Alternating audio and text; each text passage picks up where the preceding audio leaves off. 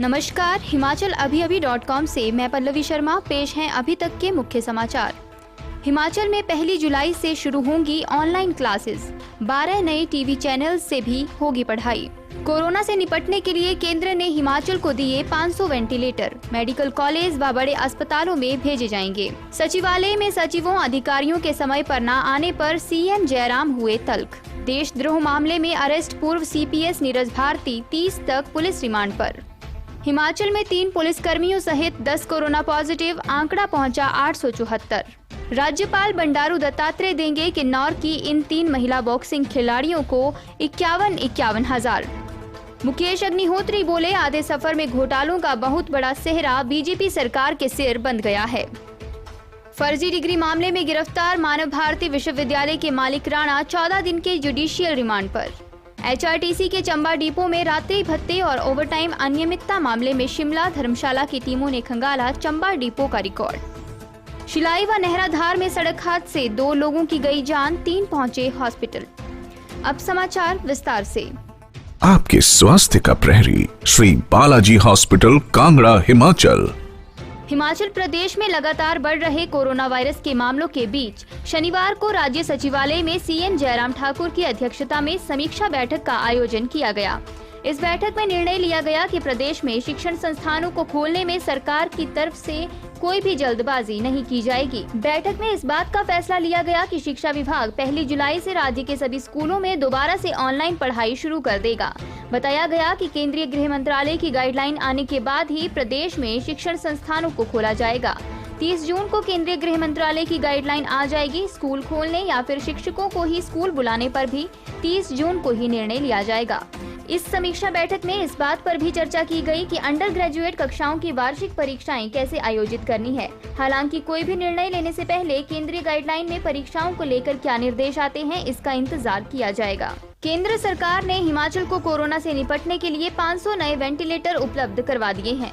इसके साथ ही प्रदेश में अब 618 वेंटिलेटर हो गए हैं। केंद्र सरकार ने 500 वेंटिलेटर निशुल्क उपलब्ध करवाए हैं। इनके उपलब्ध होने से अब गंभीर रोगियों की वेंटिलेटर की कमी के कारण मौत नहीं होगी। केंद्र सरकार द्वारा उपलब्ध करवाए गए वेंटिलेटरों में 178 ट्रांसपोर्ट वेंटिलेटर हैं, जबकि अन्य आईसीयू वेंटिलेटर है। प्रदेश में कोरोना के कारण आने वाले मरीजों के लिए व्यापक प्रबंध है, जिससे किसी भी स्थिति से निपटा जा सके। प्रदेश में पहले 118 वेंटिलेटर उपलब्ध थे। हृदय रोगियों सहित अन्य गंभीर मरीजों के उपचार के लिए वेंटिलेटर की आवश्यकता होती है। यह 500 वेंटिलेटर भारत इलेक्ट्रॉनिक्स लिमिटेड द्वारा बनाए गए हैं और HLL के माध्यम से उपलब्ध करवाए गए हैं। इन वेंटिलेटर को प्रदेश के सभी मेडिकल कॉलेजों, जिला अस्पतालों और अन्य कोविड से संबंधित स्वास्थ्य संस्थानों में उपलब्ध करवाया जा रहा है। प्रदेश सचिवालय में सचिवों, विशेष सचिवों और अन्य अधिकारियों के समय पर नहीं पहुंचने से सीएम जयराम ठाकुर तल्ख हो गए हैं। सीएम जयराम ठाकुर की इस तल्खी के बाद मुख्य सचिव अनिल कुमार खाची ने भी सभी प्रशासनिक सचिवों को पत्र जारी किए हैं। पत्र में मुख्य सचिव ने साफ किया है कि प्रदेश सचिवालय में सचिव और विशेष सचिव स्तर के अधिकारी 10:30 बजे के बाद ही कार्यालय पहुँच रहे हैं। वह इससे पहले सचिवालय में उपलब्ध नहीं होते हैं। सीएम ने इसका गंभीरता से संज्ञान लिया है और इस पर खेद जता रहे हैं। मुख्य सचिव ने कहा, सरकारी कार्यालयों में सभी अधिकारियों और कर्मचारियों का सुबह 10 बजे पहुंचना जरूरी होता है। ऐसी स्थिति में मुख्य सचिव खाची ने भी सभी प्रशासनिक सचिवों से कहा है कि वे 10 बजे अपने अपने कार्यालयों में पहुंच जाएं और इसका भी निरीक्षण करें कि उनका अधीनस्थ स्टाफ कार्यालय में उपस्थित है या नहीं। पूर्व सीपीएस नीरज भारती को 30 जून तक पुलिस रिमांड में भेज दिया है। सोशल मीडिया पर देश विरोधी और आपत्तिजनक सामग्री पोस्ट करने के मामले में शुक्रवार को गिरफ्तार किए गए नीरज भारती को दोपहर बाद सिविल जज के अतिरिक्त CJN सिद्धार्थ की अदालत के समक्ष पेश किया गया, जहां से उन्हें 30 जून तक पुलिस रिमांड में भेजा गया है। पूर्व सीपीएस नीरज भारती के खिलाफ शिमला में देशद्रोह सहित अन्य धाराओं में FIR दर्ज की गई थी। एडवोकेट नरेंद्र गुलेरिया ने एक शिकायत पत्र गुप्तचर विभाग को प्रेषित किया था, जिसमें आरोप लगाया कि नीरज भारती पुत्र चंद्र कुमार निवासी जवाली जिला कांगड़ा ने सोशल मीडिया में जो संदेश डाले हैं, उनके माध्यम से उन्होंने सरकार के खिलाफ घृणा, तिरस्कार, अवमानना आदि का दुष्प्रचार करके देश के नागरिकों में घृणा, देशद्रोह को फैलाने की कोशिश की है। हिमाचल प्रदेश में आज अभी तक कोरोना के 10 नए मामले सामने आए हैं। इनमें 3 पुलिसकर्मी, एक 3 साल का बच्चा भी शामिल है। किन्नौर जिला के भावानगर पुलिस थाना के 3 पुलिसकर्मी कोरोना पॉजिटिव पाए गए हैं। शुक्रवार रात को आईजीएमसी से 3 पुलिसकर्मियों की रिपोर्ट पॉजिटिव आने के बाद भावानगर पुलिस थाने को सील कर दिया गया है और पूरे स्टाफ को आइसोलेट किया गया है। उधर बिलासपुर के घुमारवीं उपमंडल से 5 लोग कोरोना पॉजिटिव पाए गए हैं। ये सभी लोग बाहरी राज्यों से हिमाचल आए थे और यहाँ पर क्वारंटाइन में थे। जिला मंडी के बरहे का 28 वर्षीय युवक कोरोना संक्रमित पाया गया है। युवक 18 जून को गुरुग्राम से लौटा था और अभी संस्थागत क्वारंटाइन सेंटर गुरुद्वारा रिवालसर में था। इसी के साथ कोरोना संक्रमितों का आंकड़ा 874 पहुंच गया है, जिसमें से 356 मामले एक्टिव हैं। शेष समाचार ब्रेक के बाद। Shri Balaji multi speciality hospital Kangra, जहां आपको एक ही छत के नीचे मिले बेहतरीन चिकित्सा सुविधाएं, cardiology, laparoscopic, general surgery, neuro surgery, orthopaedics, paediatric, radio diagnosis, urology, gastroenterology, ophthalmology, pathology, medicine, anaesthesia और डेंटल जैसी अत्याधुनिक और बेहतरीन चिकित्सा सुविधाएं, 24 घंटे इमरजेंसी सुविधा, 9 बेड के साथ critical care unit, cardiac monitor और डिफिब्रिलेटर्स, सेंट्रल ऑक्सीजन लाइन और वेंटिलेटर सुविधा।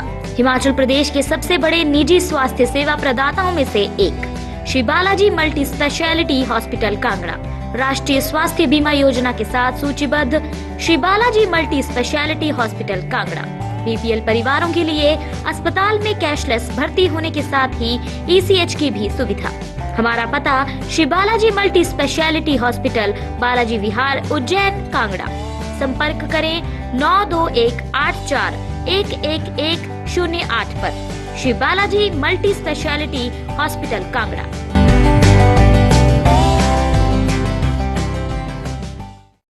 राज्यपाल बंडारू दत्तात्रेय ने किन्नौर जिले की 3 महिला बॉक्सिंग खिलाड़ियों मीनाक्षी देवी, स्नेहा तथा दीपिका, जिन्होंने अंतर्राष्ट्रीय स्तर पर भारत का प्रतिनिधित्व किया है और मेडल हासिल किए हैं, उनको ऐच्छिक निधि से 51,000 रुपए देने की घोषणा की है।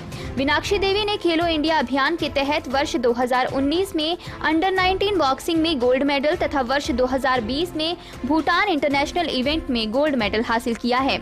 इसके अलावा स्नेहा ने खेलो इंडिया अभियान के तहत वर्ष 2020 में अंडर 19 बॉक्सिंग में गोल्ड मेडल हासिल किया और स्पेन में बॉक्सिंग की जूनियर वर्ल्ड चैंपियनशिप में रजत पदक हासिल किया। दीपिका ने स्वीडन में वर्ष 2020 में आयोजित वर्ल्ड बॉक्सिंग यूथ चैंपियनशिप में गोल्ड मेडल हासिल किया। राज्यपाल ने उनके उत्कृष्ट प्रदर्शन और भावी तैयारियों के लिए यह राशि प्रदान की है। राज्यपाल आज किन्नौर जिले के कुछ प्रमुख व्यक्तियों, गैर सरकारी संगठनों, सामाजिक कार्यकर्ताओं, पंचायती राज संस्थानों के प्रतिनिधियों के साथ वीडियो कॉन्फ्रेंसिंग के माध्यम से बातचीत कर रहे थे। नेता प्रतिपक्ष मुकेश अग्निहोत्री ने कहा है, जयराम सरकार के 2.5 साल के विफलता भरे कार्यकाल में प्रदेश विकास के पथ से भटक गया है। इस आधे सफर में घोटालों का बहुत बड़ा सेहरा सरकार के सिर पर बंध गया है। सत्ता के दलाल हर तरफ मंडरा रहे हैं। उन्होंने दलील दी कि प्रदेश सरकार सत्ता में आने से पहले राज्य में राष्ट्रीय राजमार्गों का जाल बिछाने के दावे करते हुए 65,000 करोड़ रुपए खर्च करने की दुहाई देती थी, लेकिन अब 2.5 साल में 1 इंच भी नेशनल हाईवेज ये सरकार नहीं बना पाई है। रेल लाइनें, हवाई पट्टियां व कोई भी मामला सिरे नहीं चढ़ा है, जबकि ये सरकार डबल इंजन की सरकार की दुहाई देती फिर रही है। यह सरकार 2.5 साल में ब्रेकडाउन की तरफ बढ़ रही है। यह सरकार ना तो केंद्र से कोई आर्थिक पैकेज हासिल कर पाई और ना ही कोई औद्योगिक पैकेज इन्हें हासिल हुआ है। आज प्रदेश में बहुत से औद्योगिक घराने अपनी औद्योगिक इकाइयां बंद कर चुके हैं और कुछ बंद करने की तैयारी में है, जिससे आने वाले समय में प्रदेश में और बेरोजगारी बढ़ेगी। प्रदेश में लोकतांत्रिक व्यवस्था पूरी तरह चरमरा गई है। फर्जी डिग्री मामले में गिरफ्तार मानव भारती विश्वविद्यालय के चेयरमैन राजकुमार राणा को वीडियो कॉन्फ्रेंसिंग द्वारा शनिवार को सोलन जिला अदालत में पेश किया गया। यहां से उन्हें 10 जुलाई तक जुडिशियल रिमांड पर भेजा गया है। राणा का पुलिस रिमांड आज समाप्त हो गया था। फर्जी डिग्री मामले में एसआईटी की टीम सोलन से राजस्थान गई थी, जहां से उन्होंने कई अहम दस्तावेज एकत्रित किए। इसके अलावा हरियाणा से भी 2 लोगों को पूछताछ के लिए हिरासत में लिया गया है। जांच दल टीम के 12 सदस्यों को सोलन पहुंचने पर क्वारंटाइन किया गया है, जिसमें एएसपी डॉक्टर शिव कुमार शर्मा और डीएसपी रमेश शर्मा भी शामिल हैं। एएसपी डॉक्टर शिव कुमार शर्मा ने कहा है कि हरियाणा से हिरासत में लिए गए दोनों लोगों को भी इंस्टीट्यूशनल क्वारंटाइन किया गया है, जिसके उपरांत ही इन लोगों से पूछताछ की जाएगी।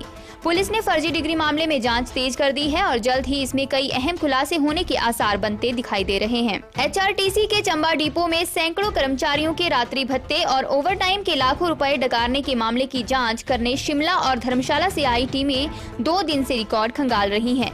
शुक्रवार को शुरू हुई जांच शनिवार देर शाम तक चलती रही। 1 या 2 दिन तक ये टीमें चंबा में ही जांच करेंगी।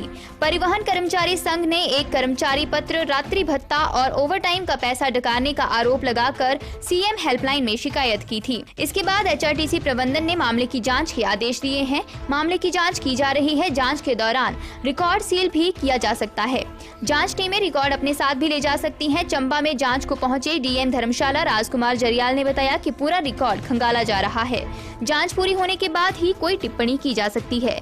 परिवहन मजदूर संघ के प्रदेशाध्यक्ष शंकर सिंह ठाकुर ने कहा कि कर्मचारियों की मेहनत पर किसी भी सूरत में डाका नहीं पड़ने दिया जाएगा। भ्रष्टाचार को सहन नहीं किया जाएगा। उन्होंने पूरे मामले की निष्पक्षता से जांच करवाने की मांग उठाई है। जिला सिरमौर के शिलाई व नौराधार में हुए 2 सड़क हादसों में 2 लोगों की मौत हो गई है, जबकि 3 लोग घायल हुए हैं। पहला हादसा NH 707 पर हुआ, जिसमें एक व्यक्ति की मौत हो गई जबकि एक अन्य घायल हो गया। शिलाई रोनहाट NH पर ऑल्टो कार शिलाई से रोनहाट की ओर जा रही थी। बांदली के समीप पहुंचते ही चालक अचानक गाड़ी से नियंत्रण खो बैठा और कार गहरी खाई में जा गिरी। हादसे में मारे गए व्यक्ति की पहचान 38 वर्षीय वंशीराम के तौर पर हुई है, जिसकी घटनास्थल पर ही मौत हो गई। इस दुर्घटना में इंद्र सिंह घायल हुआ है। घायल का अस्पताल में उपचार चल रहा है। उधर संगड़ा उपमंडल के तहत नोहराधार में हुए एक कार हादसे में एक चालक की मौत हो गई है, जबकि 2 घायल हुए हैं।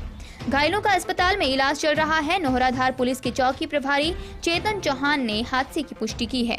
उन्होंने बताया कि कार हादसे में चालक की मौत हुई है। इन्हीं खबरों के साथ आज का रेडियो बुलेटिन यहीं समाप्त होता है। नमस्कार। आपके स्वास्थ्य का प्रहरी श्री बालाजी हॉस्पिटल, कांगड़ा, हिमाचल।